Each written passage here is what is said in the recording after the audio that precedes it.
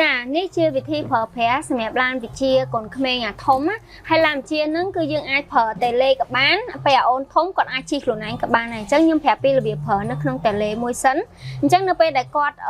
នៅតូចយើងវិជាគាត់ឲ្យឡានហ្នឹងទៅមុខបានគាត់មិនបាច់បើកខ្លួនឯងទេយើងចុចបេតុងបើកនេះទៅ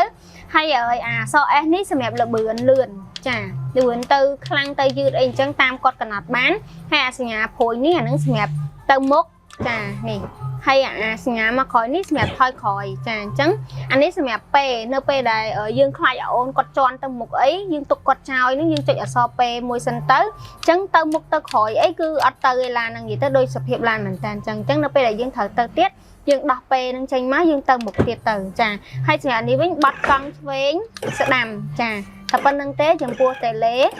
ចាអញ្ចឹងយើងមកប្រាប់ពីគាត់ប្រើប្រាស់ផ្ទាល់ហ្មងអញ្ចឹងនៅពេលអូនធំគឺគាត់ជិះខ្លួនឯងបានអញ្ចឹងឲ្យគាត់ចុចប៊ីតុងឡើងនេះចុចឲ្យជាប់ទៅចាឡាននឹងបើកហើយអញ្ចឹងនៅពេលដែលឡាននឹងបើកគាត់ចង់ឲ្យឡាននឹងទៅមុខគឺគាត់ជន់ចាទៅមុខជន់អាហ្នឹងទៅគាត់ដាក់អានេះឡើងលើដល់ពេលគាត់ចង់ថយក្រោយគាត់តម្លាក់អានេះចុះមកក្រោមមកគាត់ថយក្រោយបានចាអញ្ចឹងអាហ្នឹងទៅមុខទៅក្រោយសម្រាប់អាហ្នឹង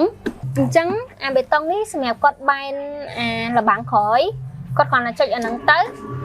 អានេះទៅហើយចាអញ្ចឹងគាត់ចុចមកវិញមកអាហ្នឹងធ្លាក់មកវិញហើយចាតែប៉ុណ្្នឹងទេហើយសម្រាប់អានេះវិញគឺគាត់អាចបន្ថយសលេងភ្លេងទៅតាមនឹងបានអានេះចុចបិទនៅពេលដែលគាត់អត់ចង់ស្ដាប់សំឡេងគាត់ចុចបិទអាហ្នឹងទៅដល់ពេលគាត់ចង់ស្ដាប់គាត់បើកអាហ្នឹងវិញមកហើយនេះថយសលេងតឡើងសលេងអានេះដូចយើងសាកថ្មហើយយើងអាច connect ជាមួយនឹងទូរស័ព្ទអីបានចាហើយគាត់ធ្វើការបើកប៉ុណ្ណឹងតើនេះក៏ play ចានិយាយទៅគឺគេមានសលេងចាអញ្ចឹងរបៀបប្រើប្រាស់មានតែប៉ុណ្្នឹងទេ